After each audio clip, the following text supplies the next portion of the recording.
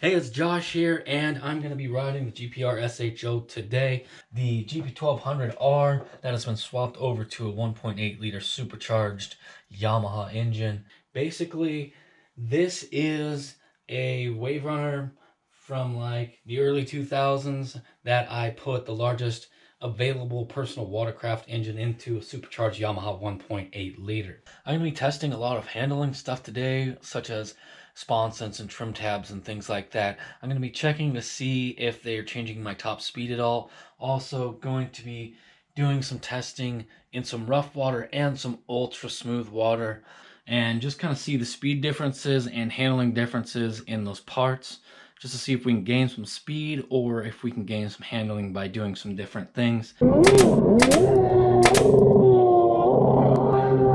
Sponsons, I have them set up so the rear is down and the front is up. You have to drill out the center one so it can be right in the middle. And I got that tip from Andy Z, or Adam Troy from Australia, gave me that tip on that. I am planning to try out some other stuff he told me about, but I didn't want to change too much for this speed run. All right, here we are out on the water right now. You can see the waves are definitely here. Perhaps a tiny bit smaller than the last test ride day, so honestly not expecting any difference in speed. But I'm gonna hit a speed run, and then I think I'll trim up the tabs and see how that does.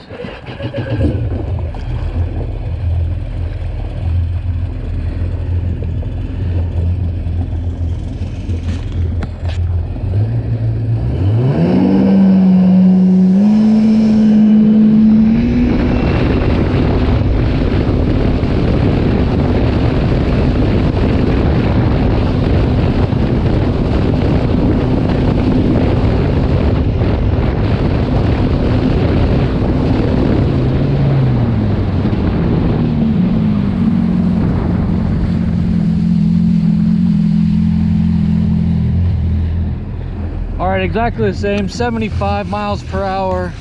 Like I said, I don't expect to see a difference out here, not with the water the way it is. So let me just give it a little handling check, because the sponsons are different.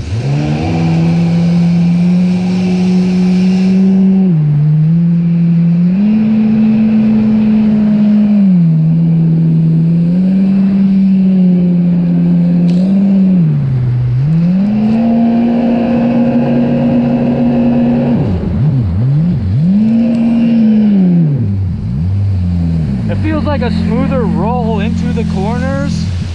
Turn this off. It's a smoother roll into the corners, and it feels like the back end kind of stays more planted, so like it's keeping water flowing into the pump a little bit better on the cornering.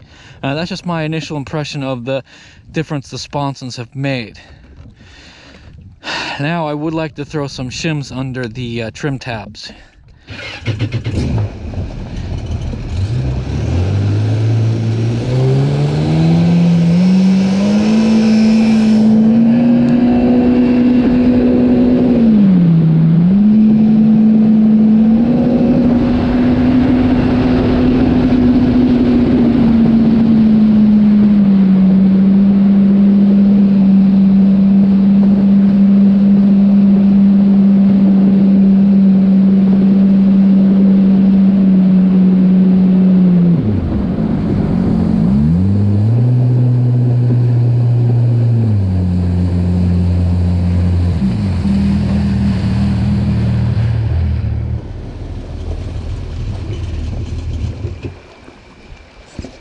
Alrighty guys, I'm gonna go ahead and put 2mm shims. These are just motor mount or engine shims under the tabs. The tabs are these right here, 4 bolts. Just gonna pop those off, put them back in. It's gonna be tough for me to film it with just everything going on, so I'll do that off camera. I'm out here about to test the trim tabs, gonna make sure that they are working. And you know, all top speed check, but I don't expect any different just because of the weather conditions.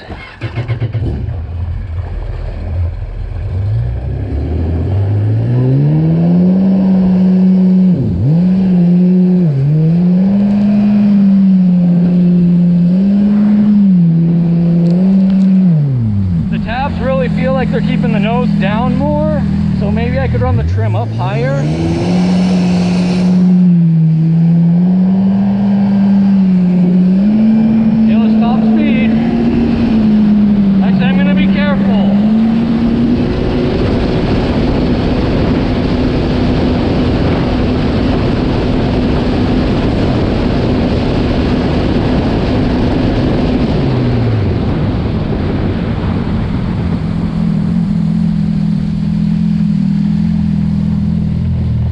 Checking my phone, show you guys that was 70. I was just sitting straight up though. If I duck down, it'll probably come down or go to 75.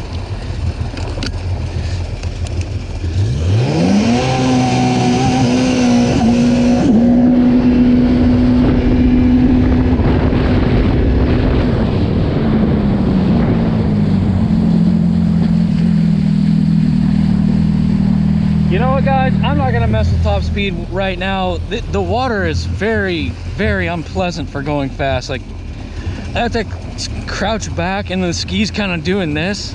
Yeah, I'm not doing that anymore. I'm just gonna spin around a little bit, feel how those trim tabs feel.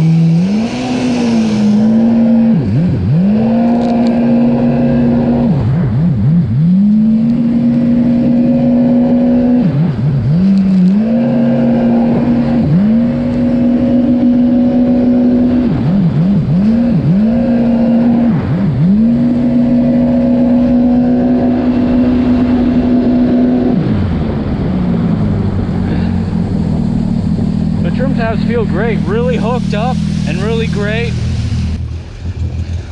Like this thing feels more planted and precise, closer to the RX PX that I used to have. Jason's gonna take this thing for a quick spin and let's see what he thinks about it. I just got to try out the GP1800R for the first time, and it's pretty exciting. I really like the, well, it's fast, obviously it's fast. It feels a little bit like out of control when it's going that fast. So, I mean, the Sea-Doo wasn't as fast, but also it like had all these fins in the water and it was a heavier ski and everything.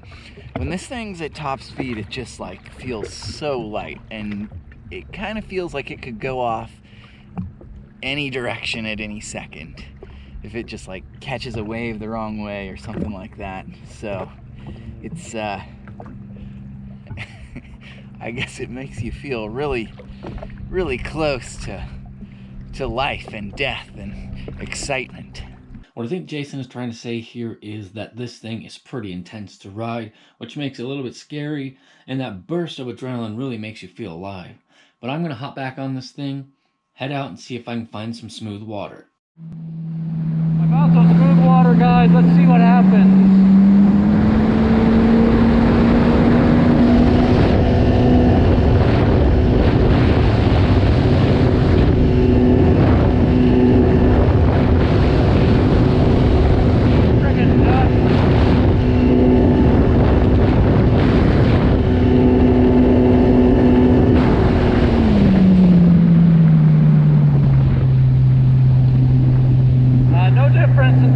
I wonder if that stupid app even works.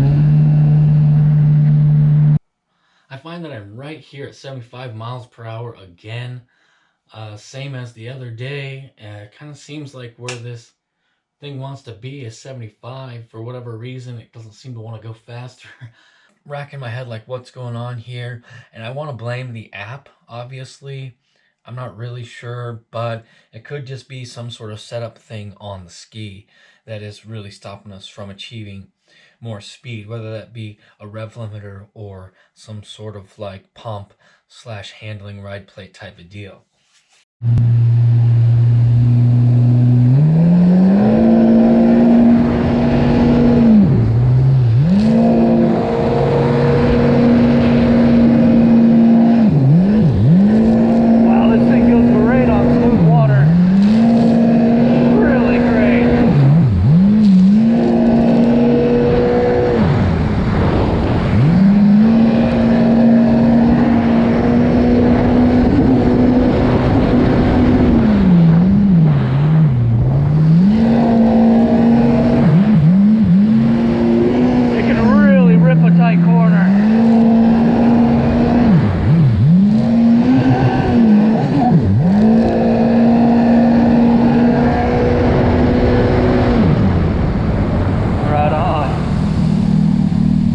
That speed app though, I'm telling you guys, I swear it can't go higher than 75. It's freaking broken.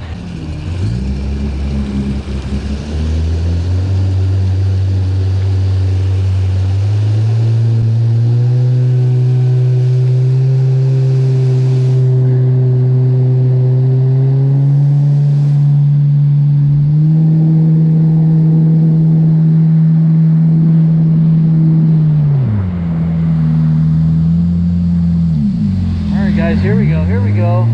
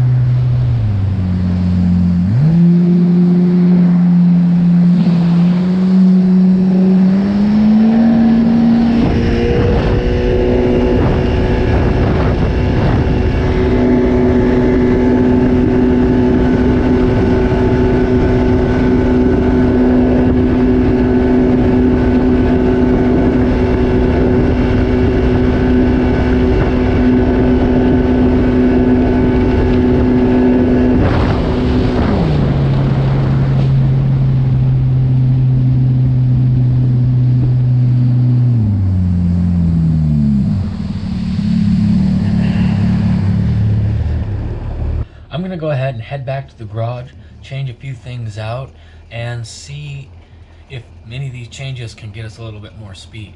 I haven't had much of a chance to talk about this, but I do have the stock ride plate is what I'm using still. And something very important to note is that I had to shave this lip down because it was hitting there, so the ride plate wouldn't seat firmly on there. This is something I did a long time ago and I knew about. Now, what I'm running into is I want to get the gap smaller from between the edge of the hole and the ride plate, so I need to slide this forward. Now, I can't slide it forward because these bolts on the bottom are hitting on the ridges here. So what I'm working on is carving this down so it will clear that bolt so it can slide in like the extra 2 millimeters that I would like it to, just to close up all the gaps here. I really haven't talked about this either, but I am installing this ride plate right now, so I just wanted to talk about it. So I have pushed it as far forward as I can. Like I said, I had to grind those things down to do that. It's this gap right here. It was about double that gap before, so I've tightened that up, which obviously is good. Less water gaps, or gaps for water to get into. But aligning the ride plate, which is probably super important, especially at high speed. This is my method of doing it. I'm not sure if it's right, so if you guys know the correct way, please let me know. But I'm trying to line up this line, this this angle with this angle here on the intake grate part on both sides, and then tighten it down. I have not yet checked the angle on this ride plate. When I have my straight edge on here, I can see that it does angle up in the back, which, as I understand it, is what you want. I have not gotten something to check the angle with as of yet. And I guess if you guys know how to do that, you could let me know. I'm not really sure how. I mean, I can get my straight edge on here and I can see the angle, but I don't know how I would measure it, like what kind of tool I would use for that. So seeing is worth 1,000 words. So here's my level. I'm holding it on there's a flat part of the hole up front there. You see the flat part? Holding the level flat on there, okay? And there is a gap here, probably, I would guess like 2 or 3 millimeters. I could, mic it out or whatever, but, it's within close enough. I'll probably spec it out at some point. And then to check the angle on my ride plate, you guys can see that the gap is smaller here and it widens up here. So there is some sort of angle there. Like I said, I'm not exactly sure how I would measure that. So any suggestions would be helpful. I was just under here tightening my bolts, and look at this right here. This, you know, the sticker, I don't know what, caution before land, whatever. That's not the point. The point is that looks like a wave jammer. That's so totally a wave jammer. Which, if you guys haven't tried one, they're super fun if you can get past the weirdness of it and just start drifting them around. Gonna get back out on the water and test these mods that I have done here and see if it makes any difference. It's just an absolutely perfect day out here today for testing. You guys would have seen I was just in the garage tuning up the ride plate a little bit. Got some really good smooth water, so it'll be interesting to see what kind of top speeds we can get out here today.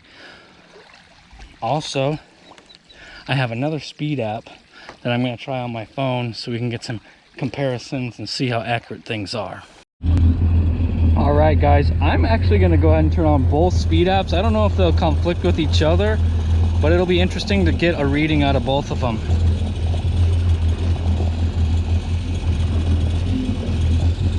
Absolutely perfect out here today. I'm really excited to see how it goes. So anyway, with both speed apps, I'll see how one compares to the other, and I'll see on the one I used before if that ride plate did anything. I'll probably play around a bit just to make sure nothing feels different, and then we're gonna drop some speed.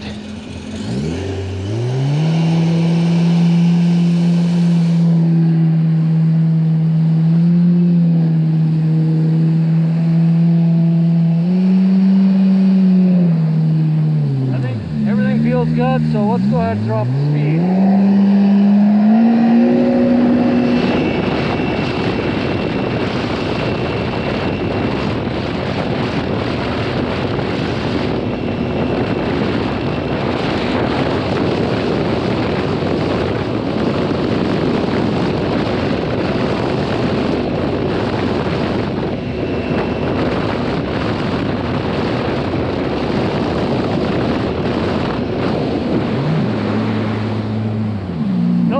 We're never going to get out of my way in time. I absolutely had to slow down, but it gives me a chance to look and see what the speed is today.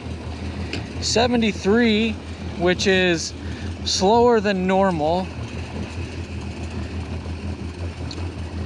And let's see about the other app. It says 4.6. Oh, that's good. I'm gonna leave this one open this time to see what it says.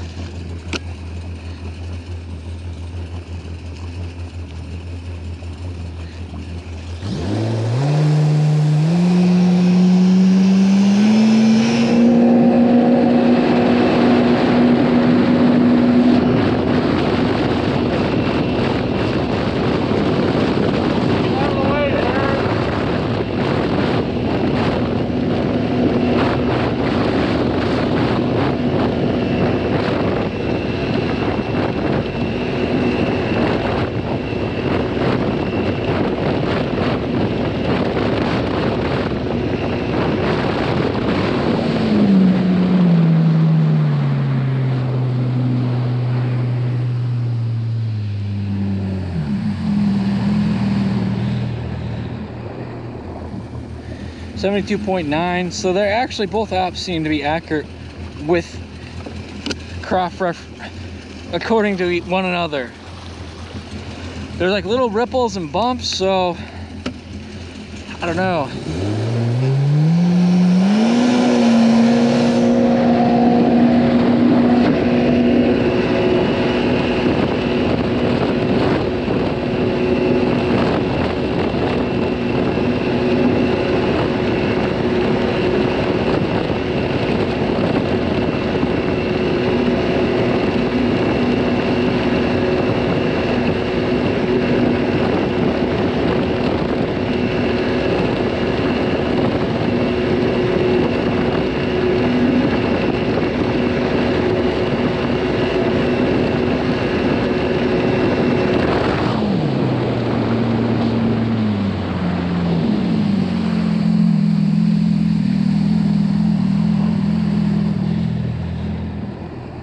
Still at 73 for our top speed.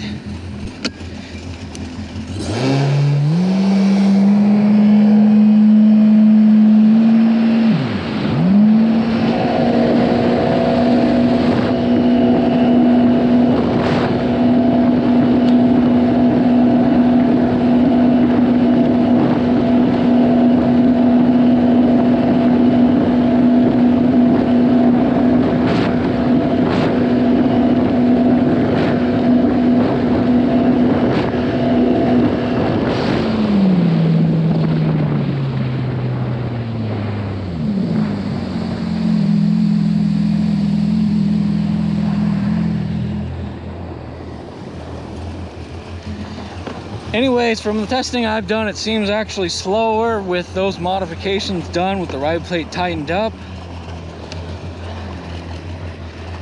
So, I have no clue what to think about that. Oh well.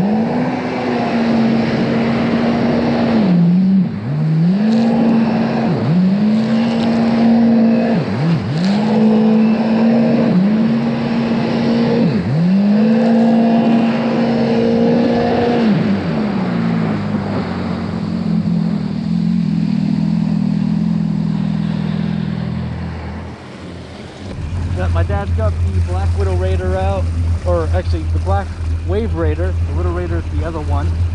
And well, he had it back to me in the garage. Although I didn't get the top speed that I really wanted to out of the testing that I did in this particular video, I did find out that the trim tabs, getting some shims under there, really improves handling without taking anything away from the top speed. Also, the sponson mod that you can do on these definitely helps the handling a lot. I liked how it made it kind of a better turn in feel that it would have, and that didn't take anything away from the top speed either. And you guys would notice that at the end of the video, the top speed was down from where it was at the beginning, probably due to a couple different factors. But the very last mod I did was taking the ride plate and scooting it forward, like it was like 1 or 2 millimeters, and I thought that that would increase the speed by closing up that gap, but it seems as though for whatever reason it has the opposite effect, probably due to the ride plate technically being shorter at that point. So I'm assuming that an extended ride plate is going to be faster, and the speed that I lost there was due to me having the ride plate technically shorter by like 1 millimeter or 2. All the aftermarket plates are extended, like it looks like they're like 3, maybe 4 inches extended, so I'm guessing that that is the case, the extension rather than the change in the gap there. The ride plate mod didn't have any noticeable effect on handling, so moving it forward didn't really do anything in that way. Only really affected the top speed. Seemed that it brought it down from, where were we before? In the beginning of the video we were hitting 75 on smooth water and on rough water. It seems like that really doesn't matter. It'll just do 75 wherever. Scooting the plate forward that couple of millimeters seemed to take, I believe it was like 2 miles per hour off. I think we went to 73. So anyways, I am going to do some more testing with that video coming up. But the next thing I do want to test is I'm going to test out the 1200R Venturi and exit nozzle on this thing and see what kind of effect that has on top speed versus handling and initial hookup and whatnot. Basically the differences are the diameter of the exit nozzle and the diameter of the Venturi. And the Venturi for the 1200R actually has smaller fins inside of it. I want to call them like diffuser fins, but that's probably not really what they're called. I think they probably help with the cavitation, but they are a little bit smaller on the 1200R Venturi. So it'll be interesting to see how that turns out. But I'm also planning on testing out some other cool stuff in the next time I have this thing out. Like, I'm hoping to do like a custom ride plate. Obviously, I do want to get like an R&D ride plate, or I've heard that like a Jim's ride plate is the best thing you can get for these things, but I don't really know what that is. I mean, I get that that's some guy who like custom does them or something, but I don't really have too much info on that. So if you guys know anything about the Jim's ride plates, definitely let me know so I can get some information going on that. So you're going to want to stick around for the next time I get this thing out, because I'm going to have some different parts I'm going to test. There's got to be some sort of difference in there when I change out the nozzle and the ride plate. So it'd be interesting to see how those things affect the performance here. All right, so that's going to do it for this one. Guys,